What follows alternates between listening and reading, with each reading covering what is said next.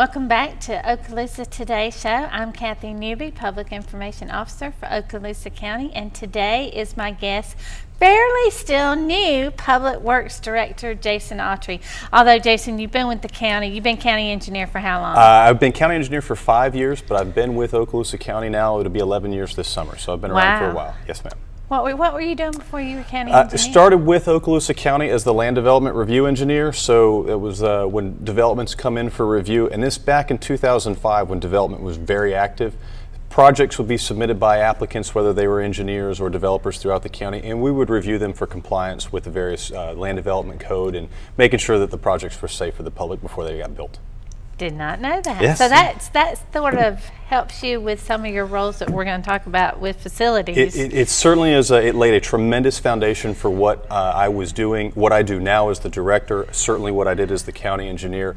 It also got me ingrained with the engineering community in Okaloosa County, so they know who I am, I know who they are. It helps as we go through our daily activities. So it was a great start for me, and it certainly proves as a solid foundation for what I do day in and day out now. Well, let's talk a little bit about that. You are Public Works Director, which is one of our largest departments, but you've been sort of managing our facilities too. Let's talk about that. Yeah, And Public Works is a nice short name for a whole lot of work that we do. Most people think of Public Works as doing roads and bridges, and that is a very key element of what we do. But also inside of Public Works, we have our fleet division, which takes care of all the county vehicles. We also have facility maintenance, which is all of the county buildings, and our big projects we have going on right now are in facilities, such as the new administration building in Shalimar, the new sheriff's office in Shalimar, plus some renovations we're looking to do at the Crestview Courthouse. Those take up a lot of time. A lot of things going on. That's big money, and it's very important that we get it right so that we have a great product when we're all done.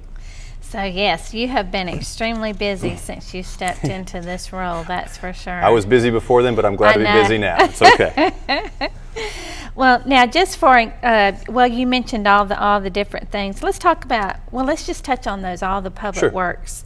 Yeah, inside of Public Works, we have road maintenance. Obviously, that's the largest piece with inside of Public Works. Those are the guys that go in and do simple things such as filling in potholes, putting paint stripe down on the road, clearing trees off the roadway if they fall down, to even our roadway construction improvement projects, stormwater projects where pipes fail or where we have to do some sort of road construction. We have in-house crews that do that. One of our most powerful tools is we actually have a bridge construction crew. We can literally buy the pieces to a bridge and go build the bridge in-house, and that's about a quarter of the cost of what it would if we had to go contract somebody else out to do it. That's just in roads alone. We have our engineering section where we administer a lot of our contracts that we do, plus we can do some in-house design. We have our own surveying crew. We have inside of Public Works as well, we have the Parks Department. Parks and Recreation is inside of there. We have, as I said, facility maintenance and fleet, and then solid waste and mosquito control, two other components that help us go do our daily business so that we stay clean and safe. And then the other one that everyone talks about is traffic operations. Literally, the making sure the light can turn green and that it is an operational system. All of that is part of Public Works. Each separate divisions where we have different managers and engineers that run each section. How many employees do y'all have right now? It's right around the 200 mark. It depends on how many vacancies we have, but it's right in the 200 employees area inside of the Public Works umbrella alone. Yeah, and did we say recycling? Don't forget recycling. Recycling, and I kind of lump it in there with solid waste, but Yeah. solid waste and recycling are one, because that's just stuff you take from your house outside to the curb. And our 59 parks. Yeah, our 59 parks, and this is the time of year where they really get utilized, especially the beaches this time of year. As the water gets warmer, those areas become very, very active. But we have a lot of parks up in the north end of the county that are really, really neat. Wilderness Landing is one it's seemingly out in the middle of nowhere, but if you like to get out into the wild, appropriately Wilderness Landing, you can get right on the Yellow River and have just an awesome day out there. It's got restroom facilities. It's just a spectacular park to go and visit. So they get busy this time of year as we, the residents, and even our visitors enjoy our natural areas. So 600 miles of roads? Yeah, about 600 miles of paved roads. We have about 200 miles of dirt roads. We have in the neighborhood of 70 bridges in Okaloosa County that we maintain. That does not include state bridges. So Brooks Bridge, the Destin Bridge, the Cinco Bayou Bridge, those state road bridges, we don't maintain those. But as you go out into the rural portions of the county, we have a lot of structures. In fact, about 50 of those 70 are wooden bridges that we're in a conversion program where we go, and like I said, with our bridge construction crew, we'll buy the components and turn a wooden bridge into a concrete bridge that's going to have a much longer life. We also make sure that it meets all our flood standards. So that way, if we do have a catastrophic rain event, those bridges will be there when we're done. Right. Very good. Very thorough. All right, well, we just celebrated Earth Day, and with solid waste and recycling, while not glamorous, is so important, and we have some news on that front. Also, with our hazardous materials. Do you want to talk about that? Yeah, you're right. Solid waste, recycling, I think the word I would use is they're Define that word, yeah. They're not People sexy, really that's know for what sure. What solid waste means. They're very necessary. What solid waste is to us is taking the trash out of your house. So the kitchen bag that you fill up under the sink or next to the countertop, when you take it to the curb and put it in the green can, that's solid waste for us. And that's a really big business because nobody wants that trash at their house. We want to make sure that we get it so that it's not only taken away from your house, but disposed of properly. And that's a huge investment. In Okaloosa County, we don't have active landfills. So any trash that you take from your house to the curb, we actually ship somewhere else, and it's taken to a landfill. It's actually over in Jackson County. But that's a huge component of what we do on a daily basis.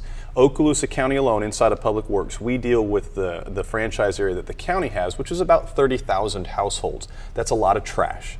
And so we work with our contracted hauler, which is Waste Management.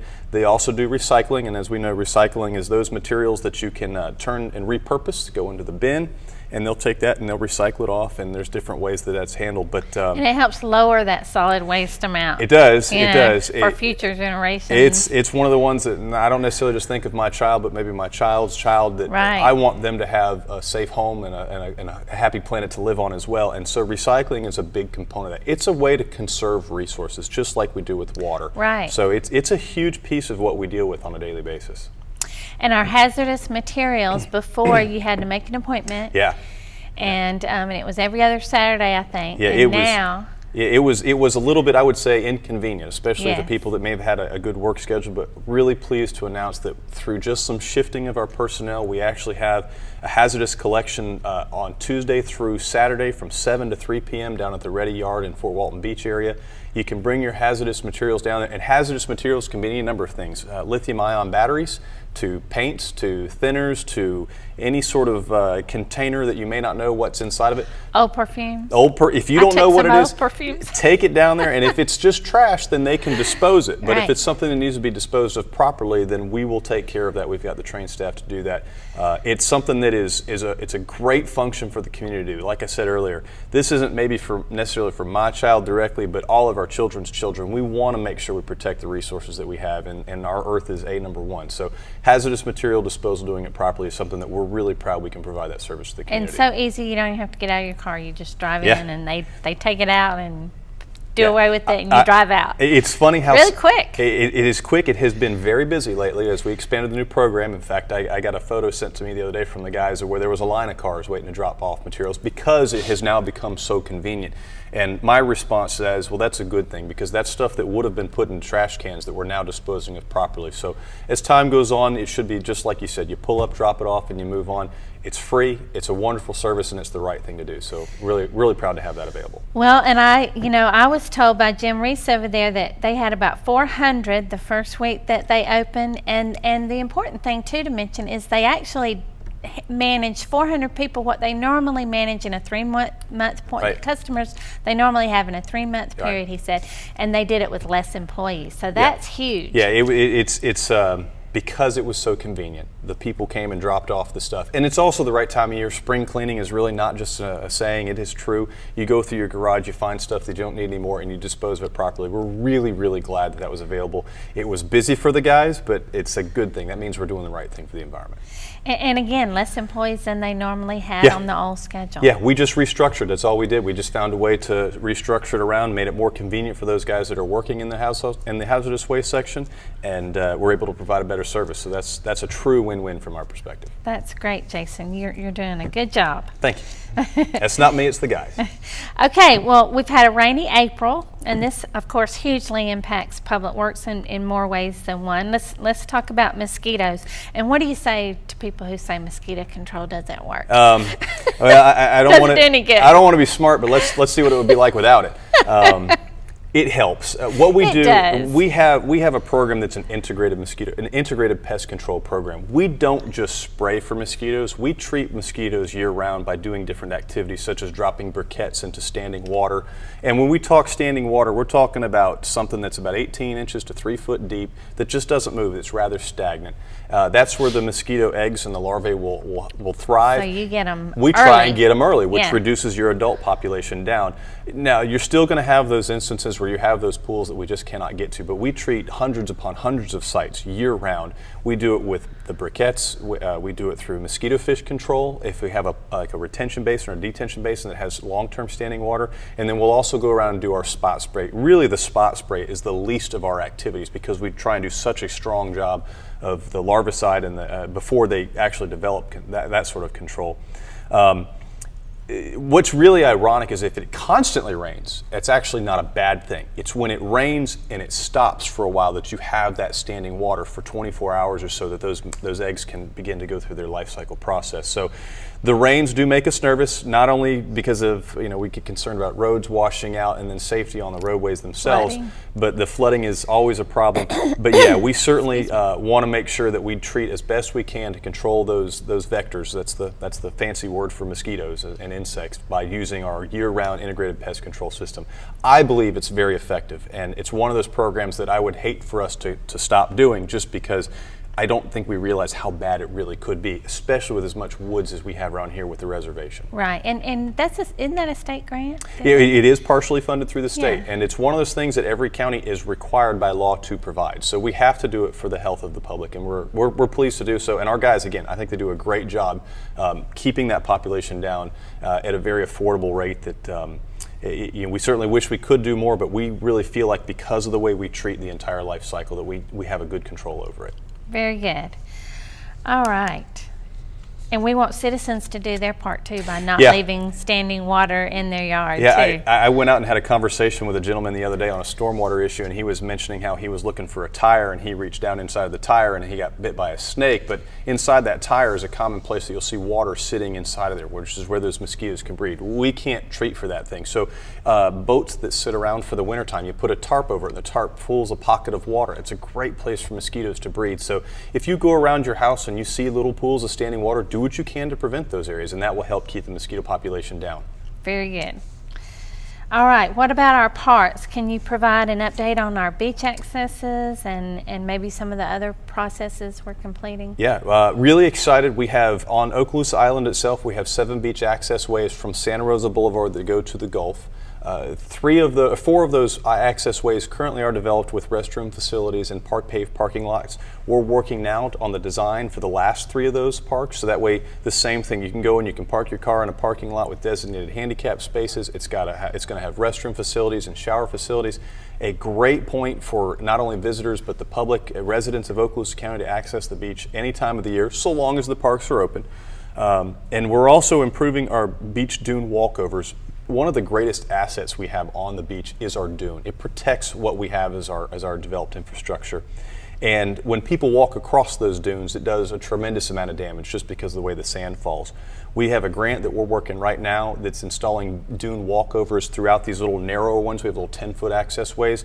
We're putting those in right now. They're going up as we speak. I think there's 6 or 7 we're installing, and they're available as soon as they're opened up for the public to use. A great way to protect it. A great way to provide access to the beach.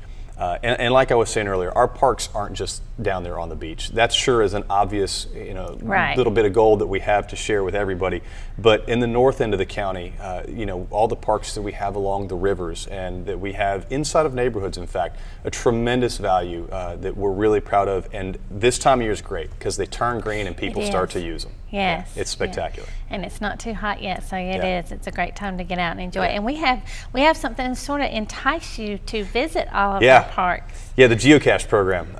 It's one of those ideas that came up with an employee inside of Public Works, a CAD designer, Michael Anderson. He had a hobby where he would go around, and I'm just going to describe it as simply as I could. He'd go around and find little pockets you could log a GPS coordinate on just to say you've been there. And so he had the idea of, well, hey, we have all these parks in the county. What if we made it so that if you visited all these parks and you got the certain numbers, you could come in and redeem it for a coin?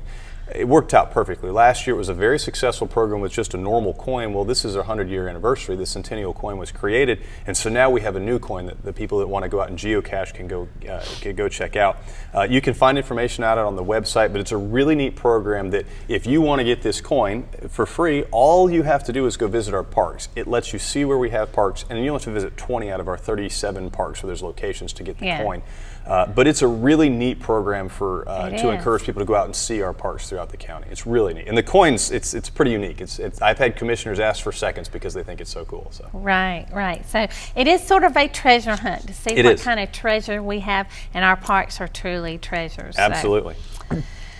All right. Well, speaking of outdoor activities, we have to talk about the equipment rodeo. Yeah. Have we ever done this before? Not that I'm aware of. This is kind of new for us, and to be perfectly candid, it's a way to celebrate the talents of our staff. We have guys that operate equipment out in the field on a daily basis, and they do it, and they do it so naturally it's like they're breathing. And this is just a way for us to take a second to let them show us the talents that they have. And so we've got some events set up. The one of them's called a basketball bonanza, where they're going to take a skid steer, which is just a little bobcat, and they got to scoop basketballs and put them in a location. It may sound easy, but I'm sure we're going to see there's plenty of those guys that can be chasing it. And we got to give it a catchy name. Like another one we're doing is called Circle of Doom.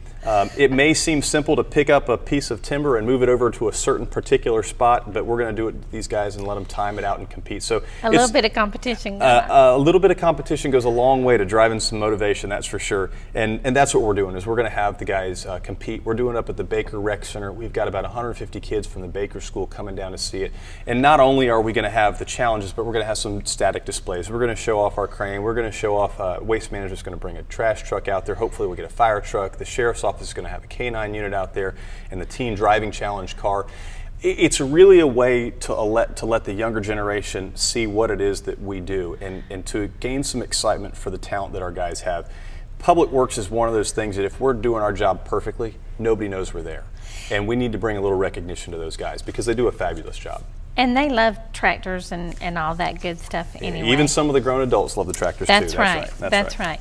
Well, I'm going to move into our public information update, but I do want to thank you for joining us today, Jason. And also want to remind everybody that you can email Public Works on the 311 line if you have a need at your home. And there's also a customer service email on our website. Yep. And by the way, we have a new website, so everything's easier to find. And if you can't find it, call us on the 311 line and let us know.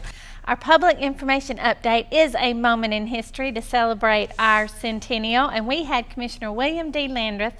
He was commissioner from 1962 to 1971, share some history with us recently, and he let us know that the airport land was actually purchased with some commissioners and some individuals in the community who put up their personal money for that land. And so I thought that was very interesting, and we wouldn't have our airport without that.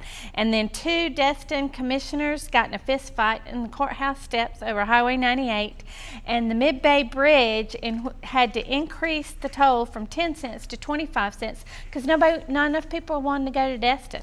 So those were some interesting things that he shared with us. He is the only, Commissioner Landreth was the only surviving member of the commissioners whose name is still on the Crestview Courthouse plaque where it was dedicated. And to see that entire history, you can watch our April 7th meeting, which you can find online at OkaloosaFL.com. Thank you for watching the Okaloosa Today Show.